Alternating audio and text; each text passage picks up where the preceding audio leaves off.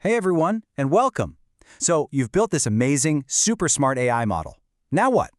Well, the truth is, building it is just the first step. It's like the first day of school. The real challenge, keeping that model smart and useful out in the real world. And that, well, that's a whole different ballgame. And this is exactly what happens. Every single machine learning model, no matter how incredible it is on day one, faces this inevitable decline. You see it right here. Performance is awesome at launch, but then it starts to drop. Why? Because the world out there is constantly changing, but the model, it's stuck in the past. Its predictions just get worse and worse. All right, so here's our game plan for this explainer. First, we're going to dig into why AI models get stale. Then, we'll talk about the fix, something called continuous training. We'll see how it actually works, check out the tools that supercharge the process, and then zoom out to see the big picture. So, let's get right into it. How can a model that was, a total genius yesterday be failing so badly today? It all boils down to one single huge problem, a little thing called drift. Yeah, data drift. This is the silent killer for AI models.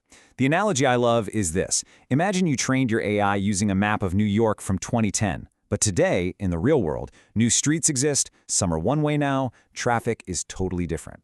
Your model, with its old dusty map, is completely lost. The data it's seeing in the real world just doesn't match the data it learned from.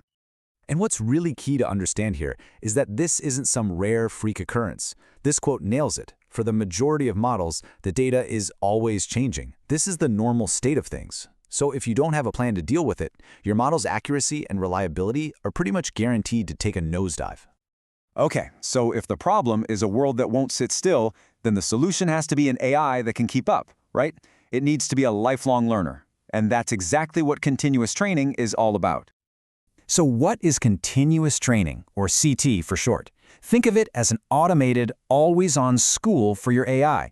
It's a system that's constantly grabbing new, fresh data from the real world and feeding it back to the model. This lets the model retrain itself and stay up to date with all those changes we were just talking about. And this is so important. Continuous training isn't just about damage control or fixing errors after they happen. Nope, it's a proactive strategy. It's what allows a model to actually evolve with the world, to have a long and useful life instead of just becoming a digital fossil. Okay, so we know we need to send our AI back to school. But what does that classroom actually look like? Let's peel back the curtain and see how a model really learns from all this new data. Well, first things first. You can't start retraining if you don't know when it's time to retrain. That's where continuous monitoring comes in. You can think of it like a smoke alarm for your model. It's always watching, and the second it detects that performance is dipping, that's the data drift we talked about, it sounds the alarm. Hey, time to hit the books again. And the whole retraining process, it's really just like studying for a big exam. Seriously. Just like a student, the AI needs 3 different types of study materials to learn properly. It needs the core textbook, a bunch of practice quizzes, and then, of course, the big final exam. Let's break that down, because this is key. First, you have the training set. That's your textbook, the massive pile of data where the model learns all the core patterns. Then you have the validation set. These are your practice quizzes. You use them during the training process to fine-tune things and make sure the model isn't just memorizing the answers. And finally, the most important one, the test set. This is the final exam. It's completely new data the model has never seen before, giving you an honest, unbiased grade on how it'll actually perform out in the wild. Okay, I know what you might be thinking. This whole process, monitoring, splitting data, retraining, it sounds complicated. And you're right, it is. Doing all of this by hand would take forever. But thankfully, we've got some amazing tools that can automate pretty much the entire thing.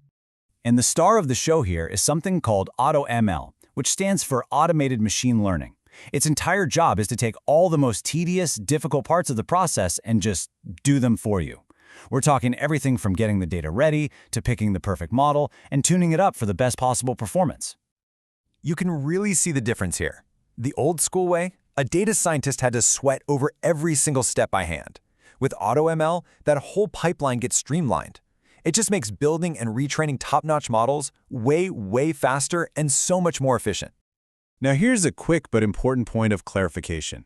People sometimes mix up AutoML with low-code or no-code platforms. And yeah, they both make things simpler, but they're for totally different people. Low-code is about letting folks who aren't coders build simple apps. AutoML, on the other hand, is a serious power tool built for data scientists to help them do their complex jobs better and faster.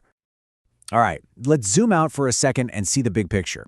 Because continuous training isn't just some isolated trick. It's actually a core piece of a much bigger professional practice called MLOps. MLOps basically stands for Machine Learning Operations, and it's the whole shebang, the complete set of rules and practices for managing an AI model from birth to retirement. It brings professional, automated, and reliable processes to the world of AI, covering not just the training and monitoring we've been talking about, but also making sure the model can handle real-world demands and scale up. And this is why MLOps is such a game changer.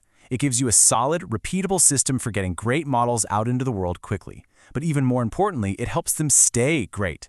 It's really the difference between handcrafting a single prototype and building a reliable, high-tech factory for producing and maintaining AI. So look, if you remember just one thing from all of this, let it be this. Building a great AI model is really only the beginning. That's just getting to the starting line. The real challenge, the long-term work, is keeping that model great in a world that is constantly, relentlessly changing. And that leaves us with a pretty big question to think about. You know, as AI gets woven deeper and deeper into our lives, making decisions in healthcare, finance, you name it, making sure it keeps learning becomes absolutely critical. It stops being a question of performance and starts being a question of trust. So the real challenge for all of us is, how do we make sure our AI learns with us and not against us?